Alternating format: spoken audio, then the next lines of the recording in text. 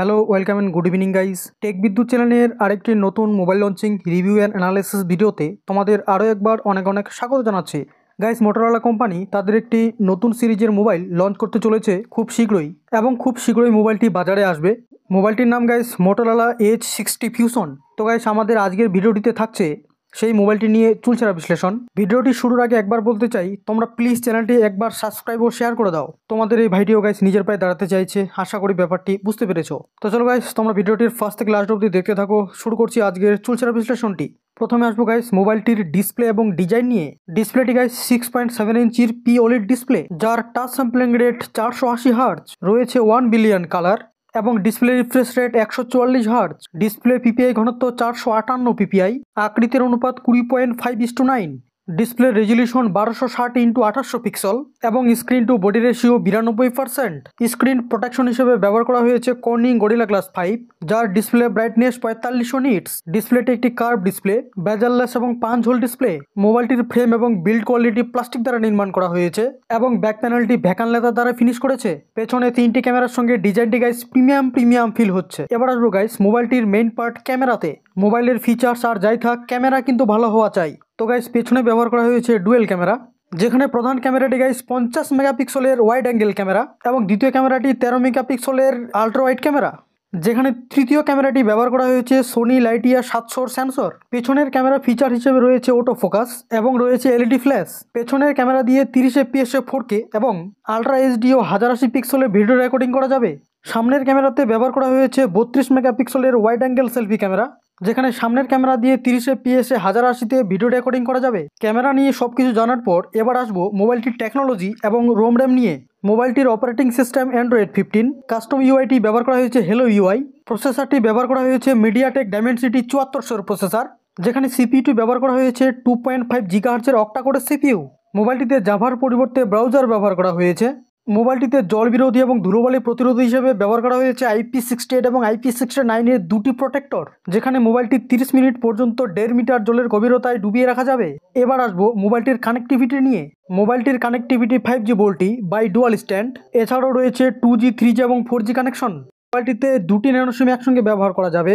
এছাড়াও অন্যান্য কানেক্টিভিটি হিসেবে রয়েছে হটস্পট, ওয়াইফাই 6, ব্লুটুথ 5.4 এবং USB Type-C 2.0, যেটি চার্জিংয়ের জন্য ব্যবহার করা হয়েছে।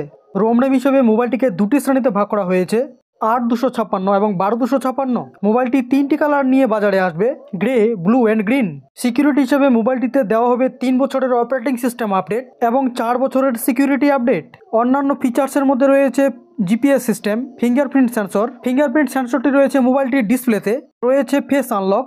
অন্যান্য সেন্সরের মধ্যে রয়েছে proximity sensor, accelerometer, ambient light sensor, gyroscope, SAR sensor, sensor hub, compass ইত্যাদির মতো গুরুত্বপূর্ণ ফিচার্স।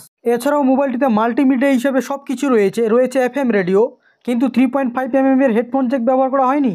মোবাইলটিতে স্পিকার হিসেবে রয়েছে ডুয়েল ডলবি স্পিকার। মোটরোলা মোবাইলের এটাই সব থেকে বেশি মজা। এবার কথা বলবো গাইস মোবাইলটির ব্যাটারি নিয়ে। ব্যবহার করা হয়েছে 5500 mAh এর high performance lithium ion battery এবং সাথে রয়েছে 68 ওয়াটের ফাস্ট চার্জিং এবং রয়েছে রিভার্স চার্জিংয়ের ব্যবস্থা। গাইস, এত কিছু নিয়ে আলোচনার পর এবার আসবো মোবাইলটির দাম কত। বিশেষজ্ঞরা মনে করছেন মোবাইলটির দাম গাইস ভারতে 30,000 টাকার আশেপাশে থাকবে এবং বাংলাদেশে এই মোবাইলটির দাম গিয়ে দাঁড়াবে 40 থেকে 45,000 টাকার মধ্যে। এবার কথা বলবো এই দামে এই মোবাইলটির দিকে যাওয়া যায় কিনা। মোবাইলটির ডিসপ্লেটি গাইস কার্ভ POLED ডিসপ্লে, অর্থাৎ খুব ভালো ডিসপ্লে। ডিসপ্লেটির PPI ঘনত্ব, রিফ্রেশ রেট সবকিছুই ভালো। ক্যামেরাতে দিয়েছে 50+13 মেগাপিক্সেল পিছনে, যেটি মোটরোলা কোম্পানি সব মোবাইলেই ব্যবহার করছে, প্রায় কম দামের বেশি দামের সব মোবাইলেই। আমার মনে হয় ক্যামেরাটি খানিকটা বাড়াতে পারতো। সামনের ক্যামেরাতে দিয়েছে 32 মেগাপিক্সেলের সেলফি ক্যামেরা, যেটি ভালো বলা যায়, কিন্তু সামনের ক্যামেরা 4K সাপোর্টেড নয়। টেকনোলজিতে গাইস প্রসেসরটি মিডিয়াটেক ডাইমেনসিটি 7400 দিয়েছে। আমি মোবাইলটি হিসেবে প্রসেসরটিকে খুব একটা ভালোর দিকে রাখছি না। হ্যাঁ, র্যাম-রোমকে পরবর্তীতে এক্সটেন্ডেড করা যাবে, যেখানে কিন্তু এক্সট্রা মেমোরি কার্ড সাপোর্টেড নয়। তবে ক্যামেরা সেন্সর হিসেবে মোটরোলা কোম্পানির সব মোবাইলেই সোনি লাইটিয়া 600 ব্যবহার করেছে, এখানে সেন্সরটি সোনি লাইটিয়া 700 ব্যবহার করেছে, যেখানে মোবাইলের ব্যাটারিটি 5500 mAh দিয়েছে।